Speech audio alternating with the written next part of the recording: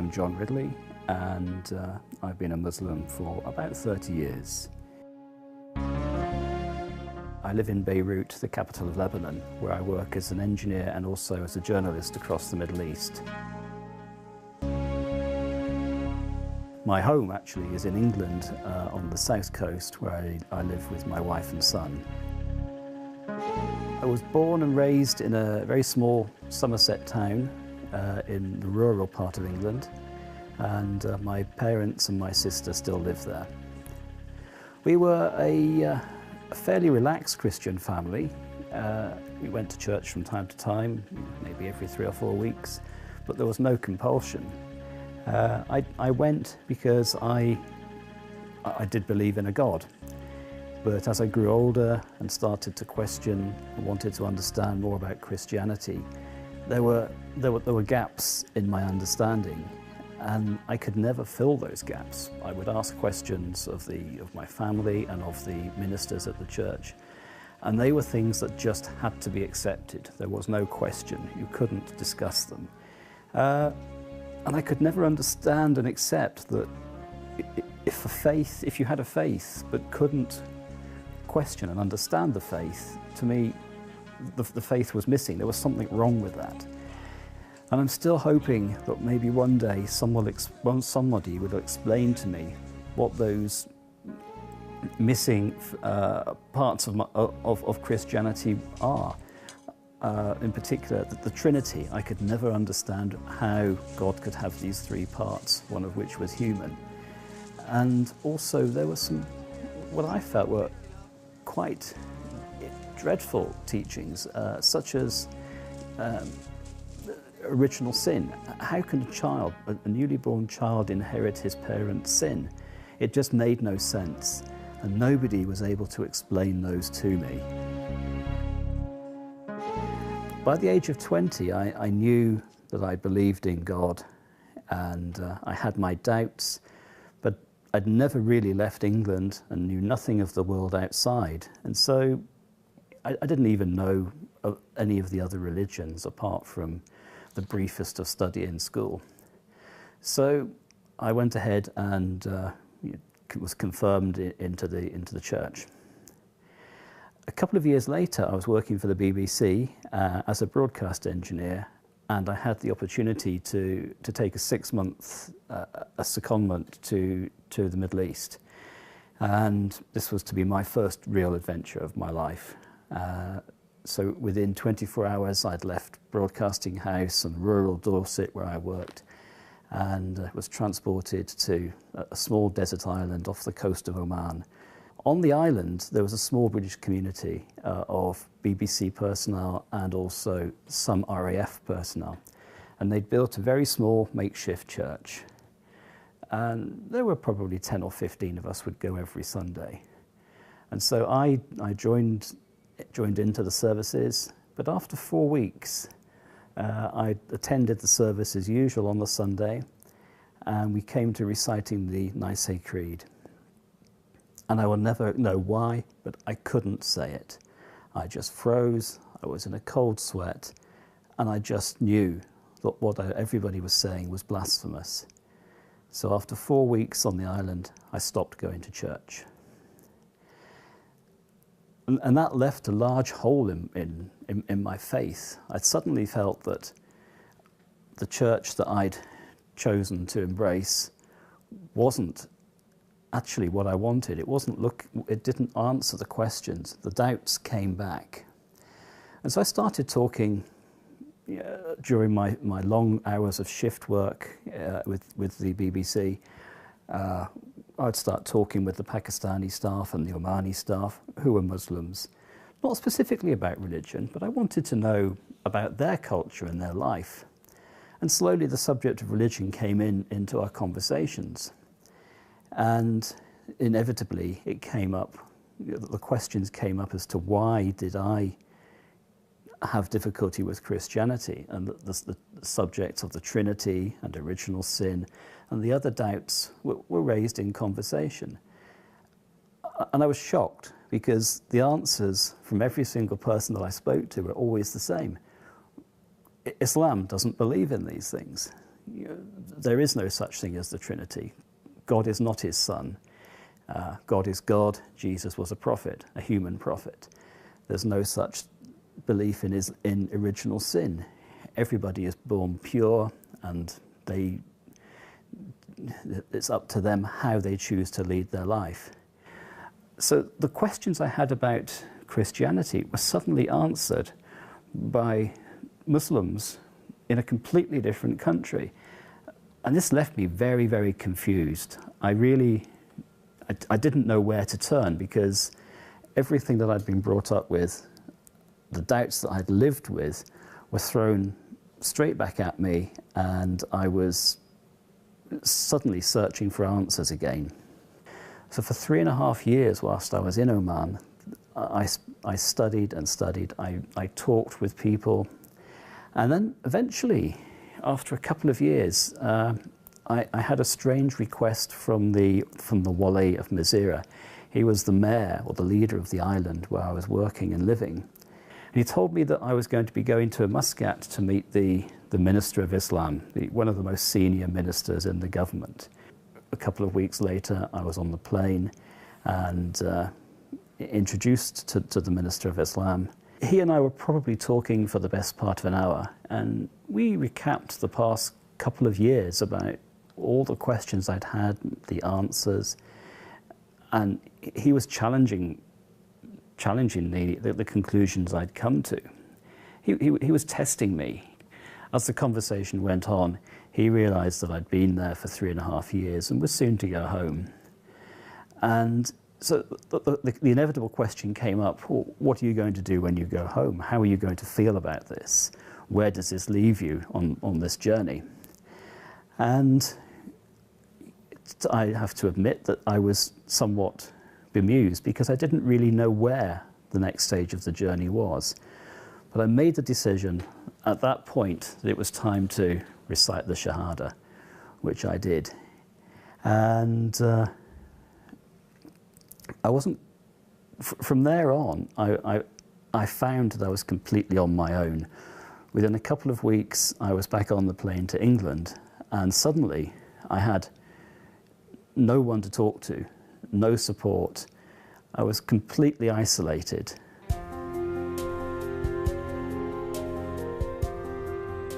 When I came back from Oman, I spent a few weeks with my parents because I'd been away for so long. And there clearly were changes. The Middle East had influenced me in many ways. And also, I'd made a decision, and I wasn't eating pork. That may sound of little significance, and to me it was of no significance. But there was a realization on the part of my family that something had changed, which they didn't like and couldn't accept. In many respects, the not eating pork was an indication of how things had changed. But no matter how you tried to approach the subject of embracing Islam, it was never accepted. And a conversation with the family could never take place. It wasn't acceptable that somebody had moved from traditional Christian beliefs into Islamic beliefs. And so really an in-depth conversation on why I made that change never took place. And even to this day, 30 years later, we've never had that discussion, and I don't believe it will ever take place, which I think is sad, because I'm not asking them to embrace what I've chosen, but I think it would be very nice if they would try to understand, but that's never going to happen. Work was becoming more and more difficult to find in England, and so I had to start looking elsewhere for an income. And a job came up in Saudi Arabia, which, after a lot of soul searching, I decided to take. When I got to Riyadh, I started to meet more and more Muslims, and socializing with them rekindled my interest in Islam, which had become very much dormant. And so I would start to to gain question, and that led to a lot of further study of Islam. So this was 2002 and 2003. Well, in 2003, America invaded Iraq. And so we entered a period of great political instability in the Middle East. This was also a period of great instability within Saudi Arabia. In May 2003, I witnessed a suicide bombing of one of the European compounds, and where some 30 people were killed. I knew many of those people. Before the shock of what had happened hit me, the bomb had gone off, and I just bowed down. I just knelt down and prayed, which was very unusual, because until that point, I really hadn't done this. I started to go to the mosque where at work and in my home, where I would spend a lot of time sitting and thinking and praying. This was the turning point. Until that point, even though I'd embraced Islam, I really hadn't practiced. It became a turning point in my life.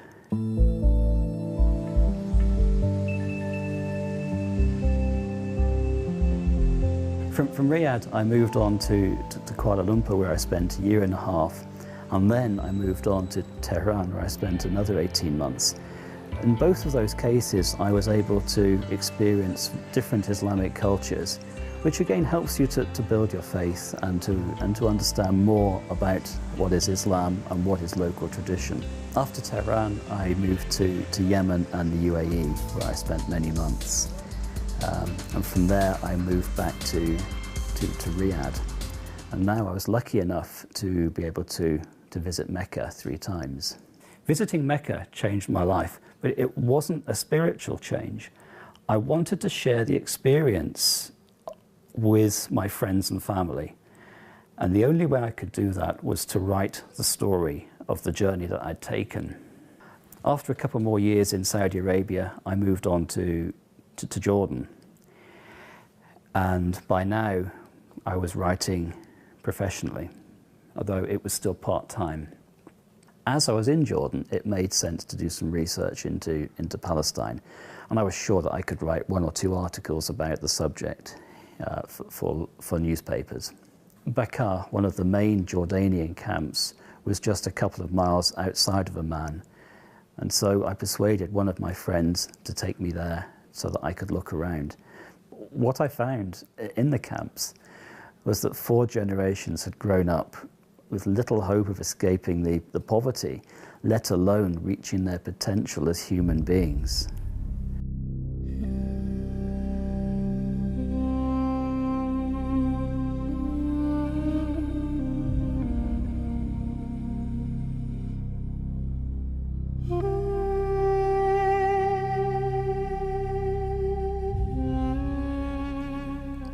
I was shocked by the unemployment, the overcrowding, and the dark alleyways and the sewage systems that were unable to cope with the demands placed upon them. And this leads to some of the most dreadful diseases, and no matter how the residents try, they cannot keep the camp clean and disease-free.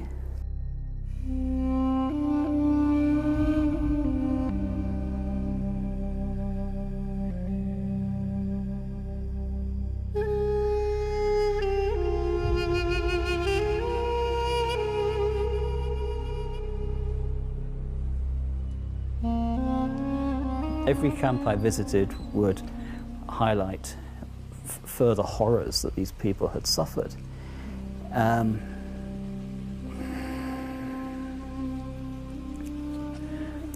Perhaps most profound for me was Sabra and Shatila, which is infamous for the 1982 massacres. And on the surface, the camps look to be quite normal and well presented, but as you start to interview people, and I realized that the things weren't quite as they seemed, and I was able to finally get permission to go into some of the the back streets of the camps. And again, I was horrified by the conditions. If you can imagine apartment blocks, ramshackle apartment blocks, 4, 5, 6 stories high, separated by just 1.5 meters. Light never ever reaches the ground. They are damp and dark, and they stink of decades of damp. People have to live in these conditions, and disease is rife. And as with Bakar and all of the other camps, no matter how the residents try, they cannot keep these places clean. They cannot bring up children without mortality rates which are just incomprehensible. And so I found that I want to write more and more about the Palestinian situation and bring this to people's attention, because unless people do understand, then nothing ever is going to change to help the lives of 4.7 million people in Syria, Jordan and Lebanon.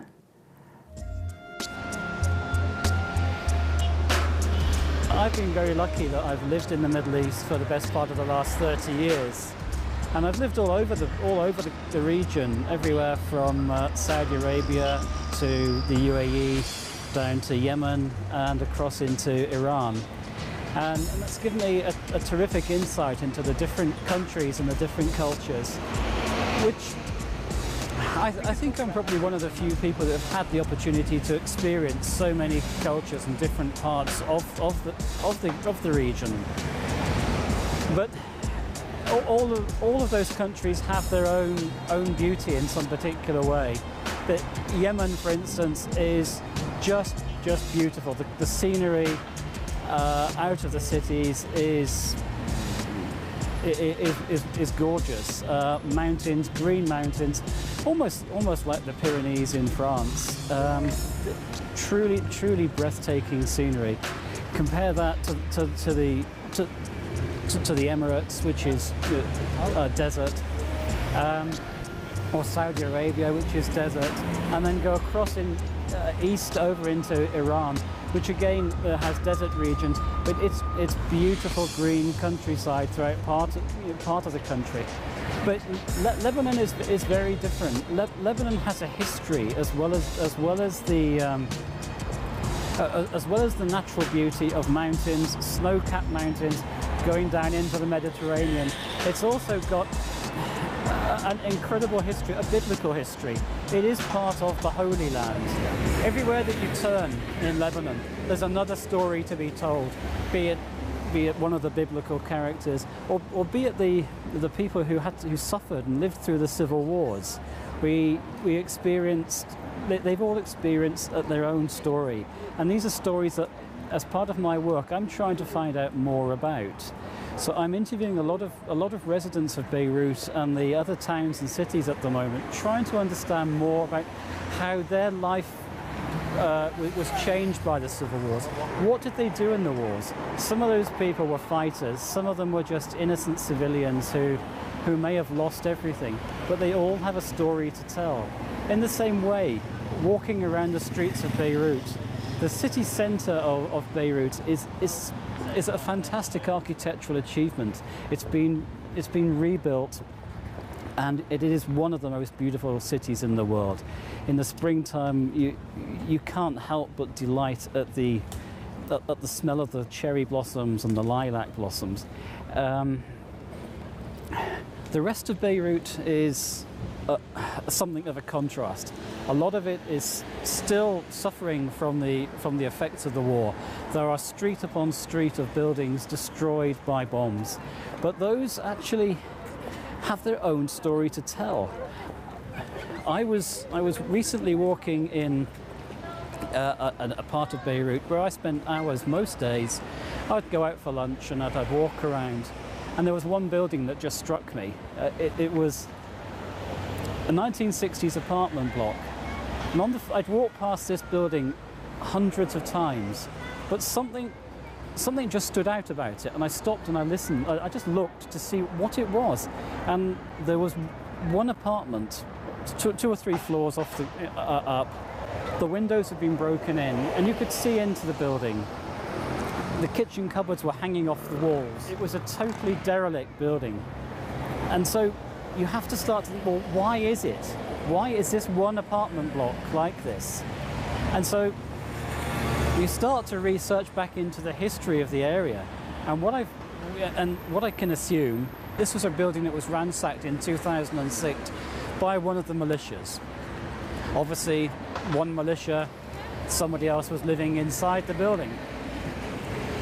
Now, there are buildings like this all across Beirut, but that particular building and all of the others, they tell a story, and they tell a story of the moment at which somebody's life changed.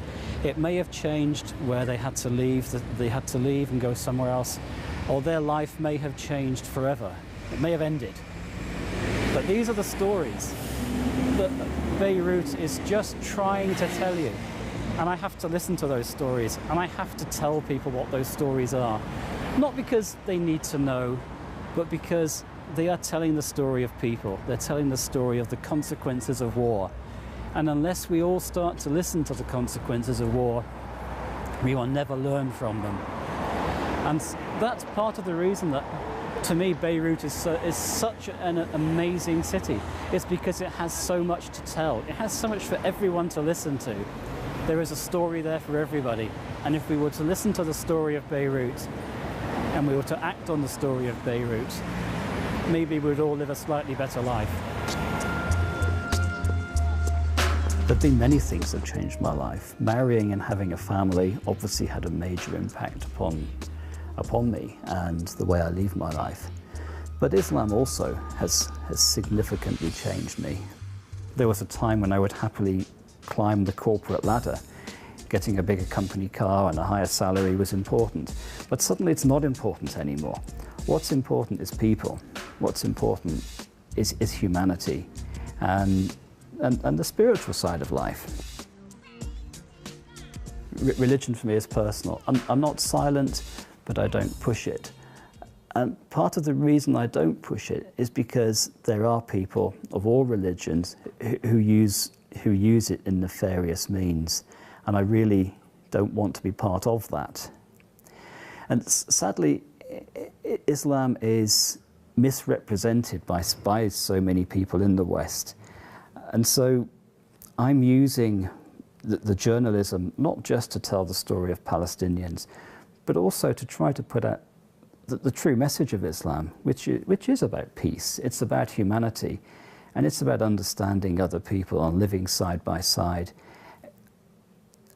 And if I can achieve that to some small degree, then I think I can say that my life has been a success.